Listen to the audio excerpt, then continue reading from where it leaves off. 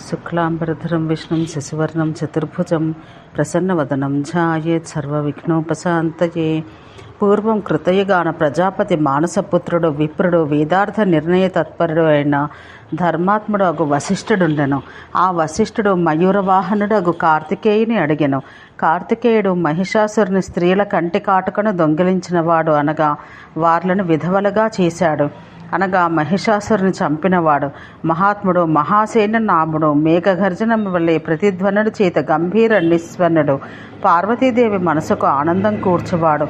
బాలకుని యొక్క కపట రూపం ధరించినవాడు. క్రౌంచ జీవితం హరించినవాడు.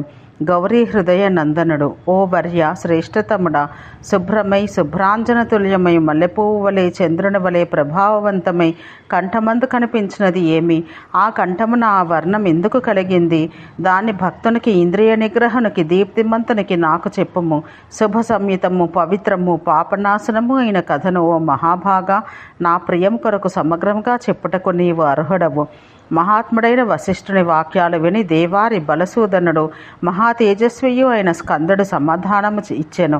వక్తలలో శ్రేష్ఠుడమైన ఓ వశిష్ఠ, నేను పూర్వం ఉమాదేవి యొక్క తొడపై కూర్చుండి విన్నదాన్ని అట్లే చెబుతున్నాను వినుము. ఇది మహాత్ముడైన ఈశ్వరుని యొక్క పార్వతితోడి సంభాషణ.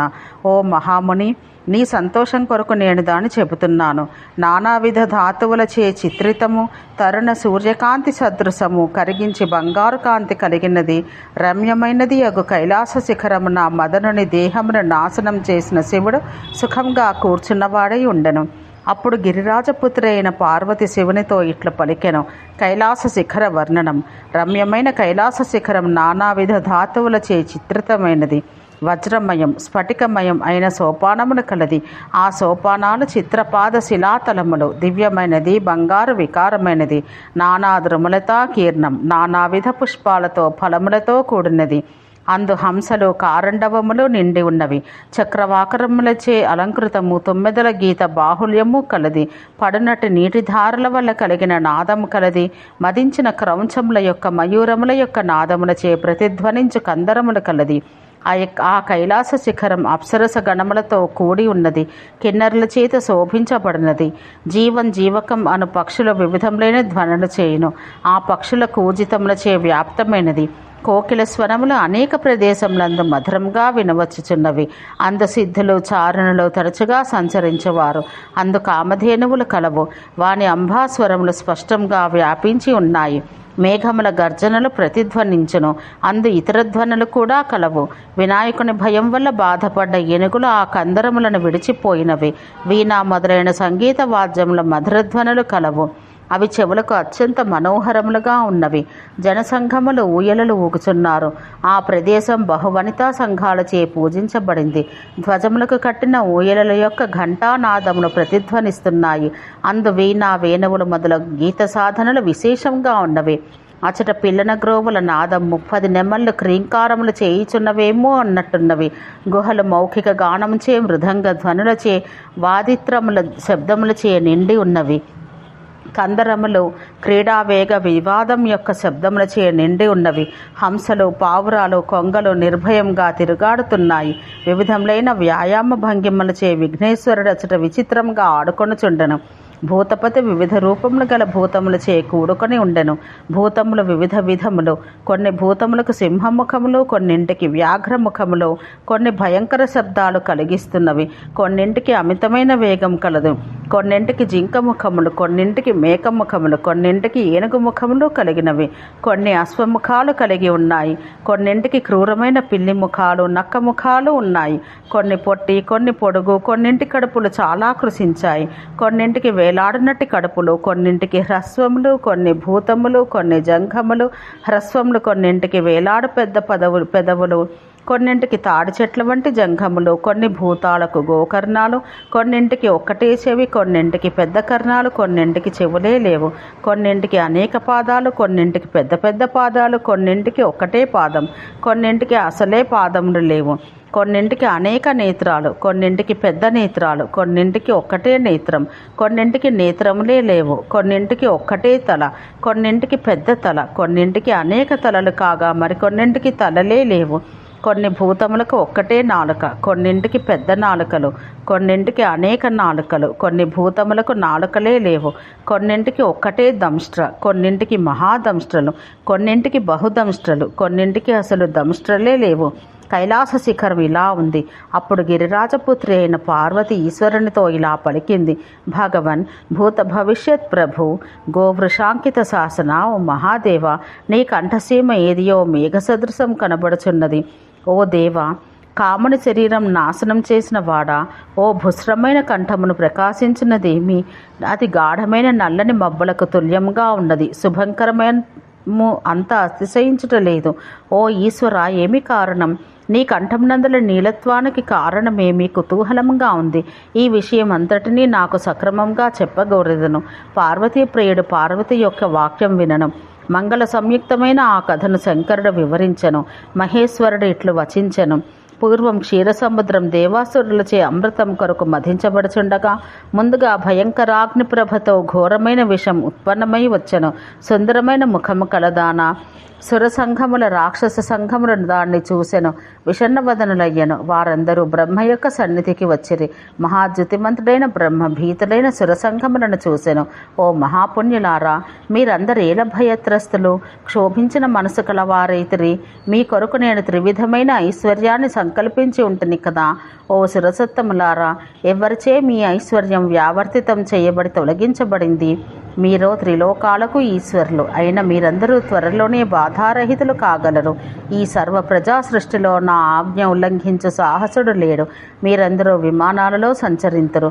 మీరందరూ యథేచ్ఛగా పోగల స్వచ్ఛందగాములు. ఆధ్యాత్మికం, ఆదిభూతం, ఆదిదైవికములు ఎందు మీరెల్లప్పుడూ సర్వసమర్థులు. ప్రజలెల్లరూ వారి వారి పూర్వజన్మ కర్మ విపాకానుసారంగా ప్రవర్తింప చేయుటలో సమర్థులు. అట్టి మీరేల సింహంచే బాధపడిన హరిణముల వలె భయోద్విగ్నులై ఉన్నారు. మీకు కలిగిన దుఃఖమేది? మీకు కలిగిన ఆపద ఏది? ఎవరి వల్ల ఈ భయం కలిగింది? అందరూ ఆ వృత్తాంతమంతటిని వెంటనే సక్రమంగా చెప్పండి అని పలికిన పరమాత్మైన బ్రహ్మ యొక్క వాక్యాలు విని సురలు, దైత్యేంద్రుడు, దానవులు, ఋషులు ఇట్లు చెప్పిరి: ఓ పితామహ, క్షీరసముద్రం సురాసురులచే చిలకబడుచున్నది. అప్పుడు భయంకరమైన విషం ఉద్భవించింది. ఆ విషం పాముల వలె ఉంది, తుమ్మిద వలె ఉంది, నల్లని భయంకరమైన కాలమేఘాన్ని పోలి ఉంది, ఘోరంగా ఉంది, ప్రళయకాలపు అగ్ని వలె వెలుగుతున్నది. అది కాలమృత్యువు వలె ఉద్భూతమైంది. దాని కాంతియో యుగాంతమందలి సూర్యవర్చస్సుని వలె ఉన్నది. 3 లోకాలను నాశనం చేయి సూర్యుని వలె సర్వత్రా ప్రజ్వరిల్లుతోంది. సముద్ధితమగుచున్నట్టు ప్రళయకాలాగ్ని సమకాంతి కలిగిన ఆ విషంచే రక్తం ధవలమైన శరీరం గల జనార్దనుడు నల్లని వర్ణుడయ్యను. రక్త గౌరాంగమైన శరీరం నల్లగా అయిన జనార్దనుని చూసి మేమందరం భయపడ్డాము, నిన్నే శరణు పొందాం. భయావహమైన దేవతల యొక్క, రాక్షసుల యొక్క వాక్యాలు విని మహాద్యుతిమంతుడు లోకపితామహుడు ఒక బ్రహ్మ ఇట్లు ప్రత్యుత్తరమిచ్చెను: ఓ దేవతలారా, తపోధనులైన ఋషీశ్వరులారా, మీరందరూ వినడు. మీరు సముద్రాన్ని మధిస్తుండగా సముత్పన్నమైనటిది కాలానలమున విషం. అది కాలకూటం. అది పుట్టినంతనే దేవతలు తేజోహీనులయ్యారు. నేను కాని, విష్ణువు కాని, దేవతా పుంగవులందరూ కాని ఆ విషం యొక్క తీవ్రత్వాన్ని భరించుటకు శక్తిమంతులం కాము. ఒక్క శివుడు తక్క అని పలికి పద్మగర్భం వంటి కాంతి కలిగిన పద్మయోనియు అయోనిజుడు వేదవేత్తలలో శ్రేష్ఠుడైన బ్రహ్మ ఓంకారాన్ని స్మరించెను. అంతటను వ్యాపించి ఉన్న దివ్య జ్యోతిని ధ్యానించి తర్వాత స్తోత్రం చేయట ఆరంభించెను. ఓ విరూపాక్ష, నీకు నమస్కారం. దివ్య చక్షుష్మంతుడైన నీకు నమస్కారం. పినాకహస్తుడవైన నీకు నమస్కారం. వజ్రహస్త, నీకు నమస్కారం. త్రిలోకనాథునికి, భూతపతికి, దేవతలకు శత్రువులైన వారిని చంపినట్టి వానికి చంద్ర సూర్యాగ్నులను నేత్రంగా కలవాడైన నీకు నమస్కారం. బ్రహ్మవు, రుద్రుడవు, విష్ణుడవు అయిన నీకు నమస్కారం. సాంఖ్యునికి యోగి అయిన వానికి, భూత సమూహుడవైన నీకు నమస్కారం. మన్మధుని అంగాలను వినాశం చేసిన వానికి, కాలపృష్ఠునికి నమస్కారం. సురేతసునికి అనగా యోగ్యమైన వీర్యం కలవానికి, రుద్రునికి, దేవదేవునికి, ఉగ్రుడైన వానికి, కపర్ధికి అనగా జటాజూటం కలవానికి, భయంకరుడనగా కరాలుడైన శివునికి, శంకరునికి, హరునికి, కపాలికి అనగా పుర్రెలు ధరించువానికి, విరూపునికి, వరదునికి, శివునికి నీకు నమస్కారం. త్రిపురాలు నాశనం చేసిన వానికి, దక్ష యజ్ఞునికి, మాతృనాంపతయి అనగా దేవమాతృకల అధిపతికి, వృద్ధుడైన వానికి అనగా సనాతనునికి, శుద్ధునికి, ముక్తునికి, బలునికి, 3 లోకాలకు ఏకైక వీరుడైన వానికి, చంద్రునికి, మరుణునికి, అగ్రవ్యక్తి అయిన వానికి, ఉగ్రుడైన వానికి, విప్రునికి, అనేక చక్షువులు కలవానికి, రజోగుణునికి, సత్వగుణునికి, అవ్యక్త జన్ముడవైన నీకు నమస్కారం. నిత్యుడైన వానికి, అనిత్యుడైన వానికి, నిత్యానిత్యుడైన వానికి నమస్కారం. వ్యక్తుడు, అవ్యక్తుడు, వ్యక్తావ్యక్తుడైన శివునికి నమస్కారం. చింత్యుడు, అచింత్యుడు, చింతాచింత్యుడైన శివునికి, చిహ్నితుడవైన నీ శివునికి నమస్కారం. పక్షము, మాసము, అర్ధమాసం, ఋతువు, సంవత్సరం తాని అయిన శివునికి నమస్కారం. బహరూపుడవైన వానికి, ముండిత శిరస్కునికి, దండం కలవానికి, వరూధిని అనగా సైన్యం కలవానికి శివునికి నమస్కారం. కపాలం, హస్తమున గలవానికి, దిగ్వసనునికి అనగా దిగంబరునికి, శిఖండికి, ధ్వనికి, రథికి, యమి అనగా నిగ్రహం కలవానికి, బ్రహ్మచారికి నీకు నమస్కారం. ఋగ్వేదం, యజుర్వేదం, సామవేదం లేని వానికి, పురుషునికి, ఈశ్వరునికి నమస్కారం.